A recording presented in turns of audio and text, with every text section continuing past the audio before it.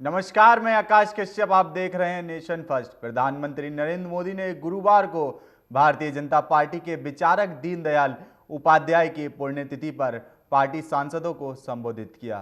इस दौरान उन्होंने कहा कि पंडित दीनदयाल उपाध्याय के विचार आज भी प्रासंगिक हैं। इसके साथ ही उन्होंने कहा कि सामाजिक जीवन में एक नेता को कैसा होना चाहिए, भारत के लोकतंत्र और मूल्यों को कैसा जीना चाहिए। दीनदयाल जी इसके भी बहुत बड़ा उदाहरण है। इसके साथ ही पीएम मोदी ने देशवासियों से कहा कि आप एक लिस्ट बनाइए कि सुबह उठने से लेकर सोने तक कितनी स्वदेशी और कितनी विदेशी चीज़ों का इस्तेमाल करते हैं। पीएम मोदी ने कहा कि हम सभी दीनदयाल उपाध्याय जी की पुण्यतिथि पर उनके चरणों में श्रद्धांजलि अर्पित करने के लिए यहाँ एकत्र हुए हैं। पहले भी अनेकों अवसर पर हमने दीनदयाल जी से जुड़े कार्यक्रम में शामिल होने का विचार रखने की और अपने वरिष्ठजनों के विचार सुनने का अवसर मिलता रहा है। उन्होंने आगे कहा कि आप सब ने दीनदयाल जी को पढ़ा भी है और उन्हीं के आदर्शों से अपने जीवन को गढ़ा भी है, इसलिए आप सब उनके विचारों से और उनके समर्पण के भली भांति परिचित हैं।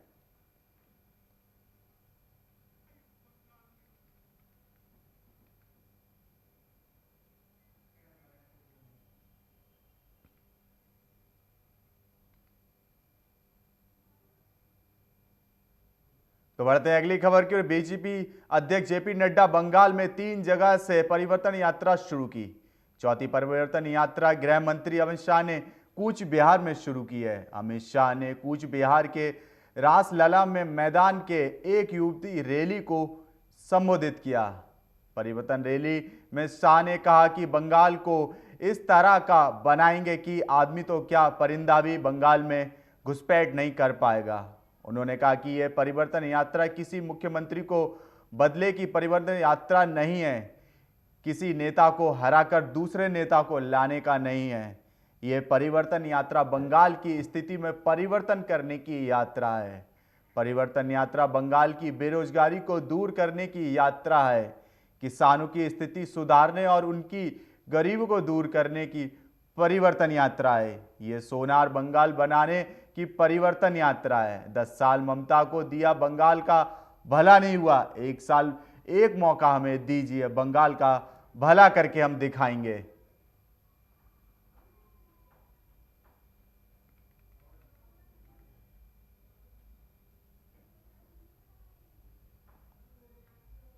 तो कहां पाकिस्तान में बोला जाएगा क्या? मुझे बताओ भाइयों, बताओ बहनों, जय श्री राम बोलना चाहिए या नहीं बोलना चाहिए? बोलना चाहिए या नहीं बोलना चाहिए? तो मेरे साथ दोनों हाथ उठाइए और गगनभेदी नारा लगाइए, जय श्री राम, जय श्री राम, जय जय श्री राम। अभी ममता दीदी को इससे अपना अपमान लगता है। क्यों ममता दीदी, आपको क्यों अपमान लगता है? पूरा देश और देश दुनिया भर में फैले हुए करोड़ों लोग हमारे आराध्य श्री राम को याद कर कर गौरव महसूस करते हैं, गौरव। मगर आपको तकलीफ होती है क्योंकि आपको तुष्टीकरण कर कर एक वर्ग विशेष के वोट चाहिए। मैं आपको वादा कराता हूं, चुनाव समाप्त होते ममता दीदी भी जय श्री राम बोलती हो जाएगी, आप चिंता मत करिए। रक्षा मंत्री राजनाथ सिंह ने भारत और चीन के बीच तनाव कम होने और सेनाओं के पीछे हटने पर सहमति बनाने का दावा किया है। इसके बाद रक्षा मंत्री राजनाथ सिंह राज्यसभा में चीन सीमा विवाद और पूर्वी लद्दाख की मौजूदा स्थिति पर जानकारी दी। उन्होंने कहा कि भारत चीन के बीच पेंगोंग लेक के विवाद पर समझौता हो गया है और दोनों ही देश की अपनी सेनाएं पीछे हटाएंगे। भारत ने स्पष्ट कर दिया है कि एलएसी में किसी भी प्रकार का बदलाव नहीं होगा। वहीं उन्होंने कहा कि दोनों देशों की सेनाएं अपनी अपनी जगह पहुंच जाएं। साथ ही चीन पेंगोंग के फिंगर 8 के बाद ही अपनी सेनाओं को रखेगा। हम अपनी 1 इंच जगह भी किसी को नहीं देंगे। इस दौरान जिन जवानों ने अपनी जान गंवाई है उन्हें देश हमेशा सलाम करेगा और हमारा पूरा सदन देश की संप्रभुता के मुद्दे पर एक साथ खड़ा है। तो आपको बता दें कि राजनाथ सिंह ने एक बड़ा बयान दिया। उन्होंने कहा 1 इंच भी हम पीछे नहीं हटेंगे। तो वहीं चीन विवाद पर बोले राजनाथ सिंह। तो आपको बता दें कि उन्होंने कहा कि भारत चीन के बीच पोंगेंग लेक के विवाद पर समझौता हो गया है और दोनों ही देश अपनी सेनाएं पीछे हटाएंगे। भारत ने स्पष्ट कर दिया है कि LAC में किसी भी प्रकार का दबाव नहीं होगा। वहीं उन्होंने कहा कि दोनों देशों की सेनाएं अपनी अपनी जगह पहुंच जाएं। साथ ही चीन पैंगोंग के फिंगर 8 के बाद ही अपनी सेनाओं को रखेगा। हम अपनी 1 इंच जगह भी किसी को नहीं देंगे। इस दौरान जिन जवानों ने अपनी जान गंवाई है उन्हें देश हमेशा सलाम करेगा।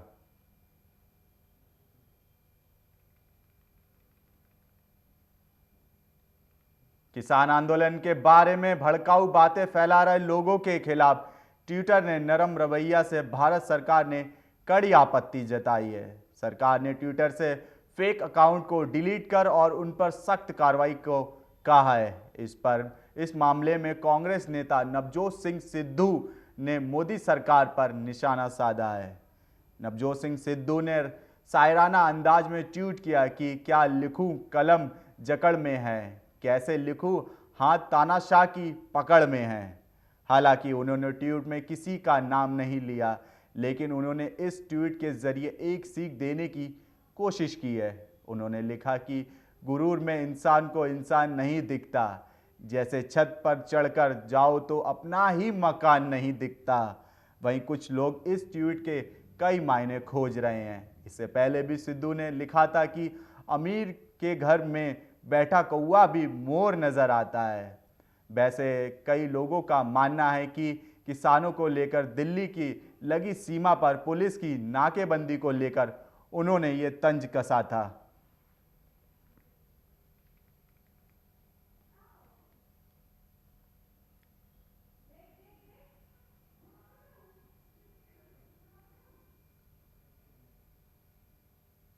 तो बढ़ते हैं अगली खबर की ओर। महाराष्ट्र सरकार और राज्यपाल भगत सिंह कोश्यारी के बीच विवाद एक बार फिर बढ़ गया है।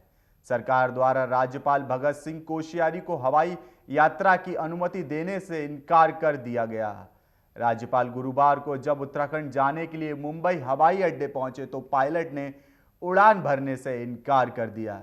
इसे लेकर भाजपा नेता सुधीर मंगुटीवार ने कहा कि राज्यपाल को विमान से उतार दिया गया है। लोग इस सरकार को सत्ता से बाहर करेंगे। इतना ही नहीं, भाजपा नेता ने कहा कि सरकार को राज्यपाल से माफी मांगनी चाहिए। भाजपा नेता ने कहा कि यदि राज्यपाल के विमान को सरकार अनुमति देने से मना कर देती है तो यह मानहानिकारक है। लोकतंत्र के लिए यह सही नहीं है। अगर सरकार द्वारा ऐसा किया गया है तो उन्हें माफी मांगनी चाहिए। दरअसल राज्यपाल को गुरुवार को राज्य सरकार के विमान के जरिए देहरादून जाना था। जब वे मुंबई हवाई अड्डे पहुंचे तो उन्हें बताया कि उन्हें इस विमान से उड़ान भरने की अनुमति नहीं दी गई है।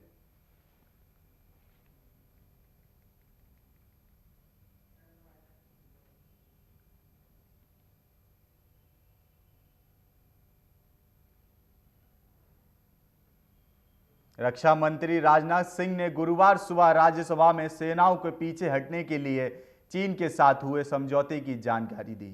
इस पर कांग्रेस के पूर्व अध्यक्ष राहुल गांधी ने केंद्र सरकार पर हमला बोला है। राहुल गांधी ने पूछा, सरकार हमारे जवानों के बलिदान का अपमान क्यों कर रही है। कांग्रेसी नेता राहुल गांधी ने ट्वीट किया है कि वर्तमान स्थिति की कोई जानकारी और ना ही कोई शांति और शांतिपूर्ण माहौल है। इसके साथ ही राहुल गांधी ने पूछा कि सरकार हमारे बहादुर जवानों के बलिदान का अपमान क्यों कर रही है और हमारी जमीन क्यों जाने दे रही है। इससे पहले रक्षा मंत्री राजनाथ सिंह ने चीन के साथ चल रहे सीमा विवाद को लेकर राज्यसभा में जानकारी दी। रक्षा मंत्री ने बताया कि भारत और चीन के बीच सेनाओं को पीछे हटाने पर सहमति बन गई है। दोनों देश पैंगोंग झील के उत्तरी और दक्षिण किनारे की प्राथमिक पोस्ट पर तैनात सैनिकों को पीछे हटाएंगे। चीन जहां उत्तरी तट पर फिंगर 8 के पूर्व में जाएगा, वहीं भारतीय सेना फिंगर 3 के पास स्थित मेजर धान सिंह थापा पोस्ट पर रहेगी। उन्होंने कहा कि पैंगोंग झील के से सेनाओं और पूरी तरह से हटने के बाद दोनों देश की सेनाओं के बीच एक बार फिर बातचीत होगी।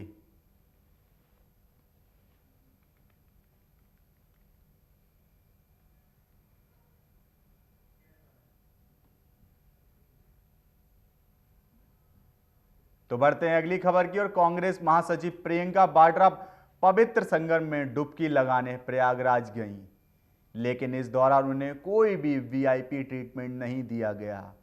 प्रयागराज के आईजी केपी सिंह ने बात की जानकारी दी है कि वहीं प्रियंका गांधी वाड्रा की यात्रा पर आईजी प्रयागराज केपी सिंह ने कहा कि मेले का पीक दिन है, हमने किसी को भी वीआईपी ट्रीटमेंट नहीं दिया है, ऐसा कोई प्रोटोकॉल नहीं है। वो एक सामान्य व्यक्ति की तरह आई और अनुष्ठान में भाग लिया। आपको बता दें कि प्रियंका की प्रयागराज यात्रा को बीजेपी के मतदाताओं को लुभाने और हिंदी हृदय भूमि के पैठ बनाने वाले एक महत्वपूर्ण राजनीतिक कदम के रूप में देखा जा रहा है। प्रयागराज में गंगा, यमुना और सरस्वती नदियों का संगम है। इससे पहले आंतरिक कांग्रेस प्रमुख सोनिया गांधी ने भी संगम पर पवित्र स्नान किया था।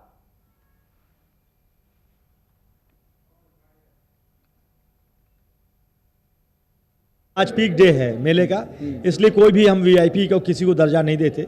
और ये शासनादेश भी है कि सामान्य आदमी की तरह से कोई आ सकता है, हम उसको कोई प्रोटोकॉल नहीं देंगे, उसका कोई प्रोटोकॉल नहीं है। सामान्य रूप से वो आए, अपना स्नान करें और वापस जाएं, यही उनका हमारा कहना है कि हम उनको केवल कोई प्रोटोकॉल नहीं दे सकते। सामान्य नागरिक की हैसियत से आएँ और वो जाएँ, क्योंकि मेले में पीक डे में हम किसी को कोई वीआईपी दर्जा नहीं देते। और कोई भी देश का नागरिक है वो आए और स्नान करके जाए। बिहार विधानसभा चुनाव के समापन के 3 महीने बाद आज सीएम नीतीश ने दिल्ली में प्रधानमंत्री नरेंद्र मोदी से मुलाकात की। नई सरकार की गठन और फिर लंबे समय के इंतजार के बाद मंत्रिमंडल का विस्तार कर सीएम नीतीश दिल्ली के लिए रवाना हुए थे। दोपहर की फ्लाइट से दिल्ली पहुंचे सीएम नीतीश ने गृह मंत्री अमित शाह और बीजेपी के राष्ट्रीय अध्यक्ष जेपी नड्डा से भी मुलाकात की थी। अब 2 पीएम मोदी वे मिलने वाले हैं। दिल्ली पहुंचने के बाद ही मीडिया से बात करते हुए उन्होंने कहा था कि बिहार चुनाव के बाद मुझे आकर मिलना ही था, उसी वजह से मैं आया हूं। बीच में कोरोना का दौर चल रहा था, आना जाना बंद हो गया था, उसके पहले ही मैं यहां आया था। अब तो आने जाने की शुरुआत हो गई है। बिहार में मंत्रिमंडल विस्तार पर कहा कि वह तो हो ही गया है, सबने शपथ ले ली है, कहीं कोई दिक्कत नहीं है। अब तो 19 फरवरी से हमारा बजट सत्र शुरू होगा।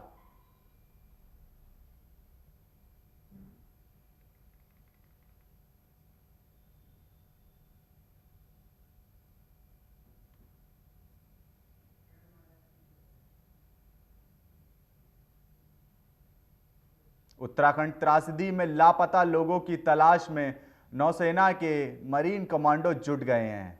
अब तक 34 लोगों के शव बरामद हो चुके हैं और 170 लोग अभी भी लापता हैं। इसी बीच एनटीपीसी की तपोवन टनल में 39 मजदूरों को बचाने में जुटी सेना ने अपने ऑपरेशन में एक बड़ा बदलाव किया है। जी हां, मैं सेना टनल के अंदर 72 मीटर ड्रिल पर थे, जहां ड्रिल करीब 16 मीटर नीचे की तरफ किया जा रहा है। ड्रिल सीधा टनल के नीचे से गुजर रही एक दूसरी टनल में जाकर निकलेगा, जहां पर इन सभी मजदूरों और प्रोजेक्ट मैनेजर के फंसे होने की पूरी संभावना है। तड़के 3 बजे इस ऑपरेशन को शुरू किया गया था। पिछले 75 mm का होल बनाया जा रहा है, लेकिन सेना को उसमें दिक्कत आई। अब करीब 50 मिलीमीटर का होल बनाया जा रहा है। सेना के सूत्रों के मुताबिक 1 मीटर ड्रिल करने के बाद ही कुछ दिक्कतें आई हैं, जिसके बाद से अब दोबारा से ड्रिल का काम शुरू कर दिया गया है। ड्रिलिंग पूरी होते ही एक कैमरा इस ड्रिल के होल में के जरिए दूसरी टनल तक पहुंच जाएगा और फिर देखा जाएगा कि उस टनल के क्या हालात हैं, क्या फंसे हुए लोग सुरक्षित हैं या नहीं।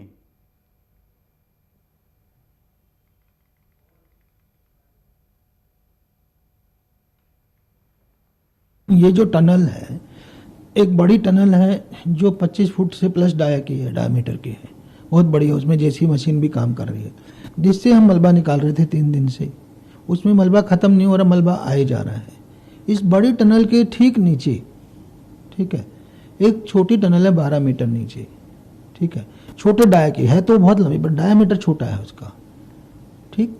तो वहाँ वो जो है, अब जो आदमी है, जब आपदा के टाइम आदमी भाग करके कहाँ पहुँचता है, ये सब अनुमान है। हमें क्या पता कि वो बड़ी टनल में है, छोटी में, जहाँ उसे कहीं स्पेस दिखेगा वहाँ मिल सकते हैं। मतलब 10-20 सेकंड तो मिलता है ना लोगों को, 30 सेकंड है, तो उतने में जाने कहाँ किस कॉर्नर में हो, ये कहना कि वो स्ट्रेटजी गलत थी, मैं इससे सहमत नहीं हूँ। सिर्फ ये है कि इन्होंने कहा कि हम, चूंकि इसमें हमें एंड आगे जाना बहुत ज़्यादा तेज़ी से नहीं पॉसिबल हो पा रहा, तो हम नीचे वाली टनल को खोल में ड्रिल करके देख लेते हैं कि उसमें पानी है, स्लस है, क्या है वहाँ पे, आप समझ गए। तो वो एक स्ट्रेटजी लगाई गई थी और उसके तहत आज रात्रि 3 बजे से सुबह 3 बजे से काम हुआ।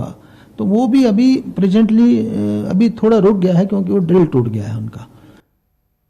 भारतीय रेल अब ट्रेनों में एक नए क्लास के साथ सामने आ रही है। अब तक रेलवे में एसी कोचों में सिर्फ 3 क्लास थे, लेकिन अब एसी 3 टियर इकोनॉमी क्लास नाम का एक नया क्लास जल्द शुरू होने वाला है। ट्रेनों की इस श्रेणी के लिए बिल्कुल अलग तरह के कोच बनाए जा रहे हैं। रेलवे की कपूरथला स्थित रेल कोच में फैक्ट्री में बन रहे कोचों की पहली खेप तैयार भी हो चुकी है। मौजूदा ट्रेनों के एसी डिब्बों को first AC, second AC, third AC के 3 क्लास में विभाजित किया गया था, लेकिन अब एक चौथा क्लास भी होगा जिसे 3 टियर एसी इकोनॉमी क्लास कहा जाएगा।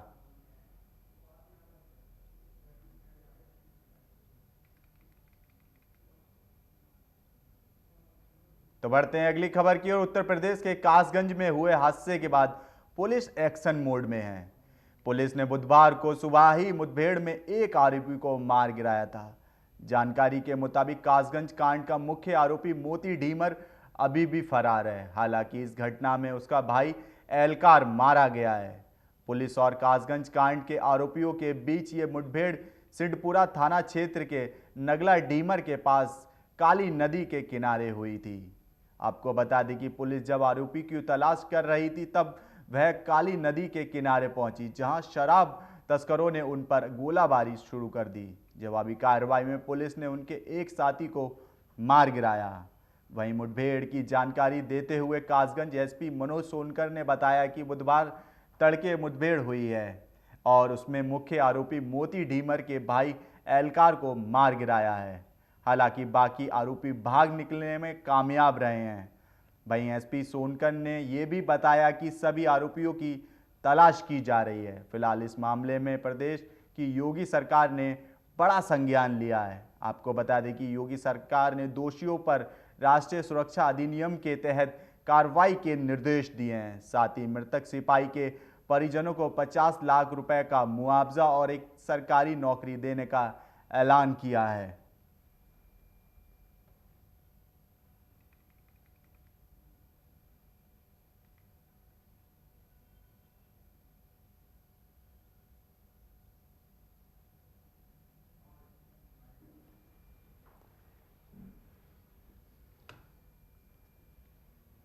ये बेहद दुर्भाग्यपूर्ण घटना है और मैं बता दें कि ये शाम 3:15 बजे इस थाने के सब इंस्पेक्टर जो हल्का इंचार्ज हैं श्री अशोक पाल और अपने हमरा कांस्टेबल श्री देवेंद्र के साथ नियमित जो गश्त पे ये निकले थे और नगला धीमर गांव की तरफ गए थे। और वहाँ पर उनको मतलब नगला धीमर गांव में जहरीली शराब बनाने के पहले भी बहुत सारे केसेस दृष्टांत आए हैं।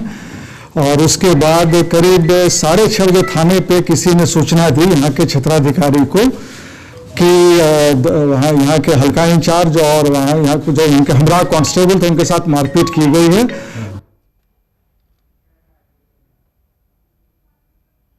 प्रधानमंत्री नरेंद्र मोदी ने संसद में आंदोलनजीवी वाले बयान पर विपक्ष के नेताओं का हमला जारी है। अब कांग्रेस अध्यक्ष राहुल गांधी ने ट्वीट कर पीएम मोदी के बयान पर निशाना साधा है। राहुल गांधी ने प्रधानमंत्री का नाम बिना क्रोनीजीवी शब्द का इस्तेमाल किया है। साथ ही राहुल गांधी ने अपने ट्वीट में हैशटैग PSU PSB सेल का भी इस्तेमाल किया है। राहुल गांधी ने ट्वीट किया कि कुरोनी जीबी है जो देश बेच रहा है। वो हैशटैग PSU PSB सेल बता दें कि प्रधानमंत्री नरेंद्र मोदी राष्ट्रपति के अभिभाषण पर धन्यवाद प्रस्ताव के दौरान किसान आंदोलन पर विपक्ष पर निशाना साधा था।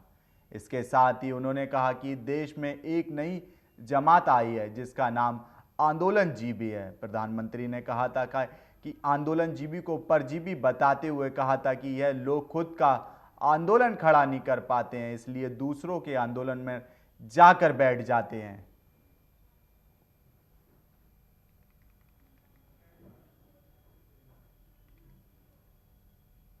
मोदी सरकार के नए कृषि कानूनों के विरोध में सड़क से संसद तक संग्राम जारी है। दिल्ली हिंसा को लेकर पंजाब के लुधियाना से कांग्रेस सांसद नवरीत सिंह बिट्टू ने संयुक्त किसान मोर्चा के नेता योगेंद्र यादव पर बड़ा आरोप लगाया है। कांग्रेस सांसद नवरीत सिंह बिट्टू ने गणतंत्र दिवस पर देश की राजधानी में किसान ट्रैक्टर रैली में हुई हिंसा के पीछे योगेंद्र यादव की साजिश बताई है। बिट्टू ने कहा कि अगर योगेंद्र यादव को पकड़ लिया जाए तो किसानों और सरकार में बात बन सकती है, क्योंकि असली आग लगाने वाले वही हैं। कांग्रेस सांसद ने 26 जनवरी को देश की राजधानी दिल्ली में हुई हिंसा के लिए योगेंद्र यादव को जिम्मेदार ठहराया है। इतना ही नहीं, कांग्रेस सांसद बिट्टू ने तो यह तक कह दिया था कि अगर योगेंद्र यादव को हटा दिया जाए तो किसानों और सरकार में बात बन सकती है, क्योंकि वही आग लगा रहे हैं। बिट्टू ने कहा कि किसान आंदोलन में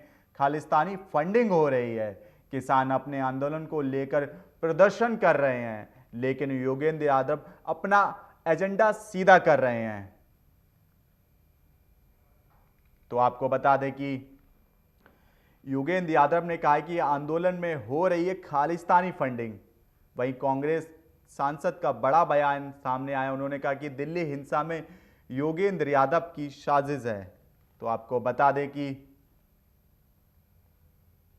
यहां पर 26 जनवरी को देश की राजधानी में हुई हिंसा के लिए योगेंद्र यादव को जिम्मेदार ठहराया गया है। इतना ही नहीं, कांग्रेस सांसद बिट्टू ने तो यह तक कह दिया था कि अगर योगेंद्र यादव को हटा दिया जाए तो किसानों और सरकार में बात बन सकती है, क्योंकि वही आग लगा रहे हैं। बिट्टू ने कहा कि किसान आंदोलन में खालिस्तानी फंडिंग हो रही है। किसान अपने आंदोलन को लेकर प्रदर्शन कर रहे हैं, लेकिन योगेंद्र यादव अपना एजेंडा सीधा करने में लगे हुए हैं।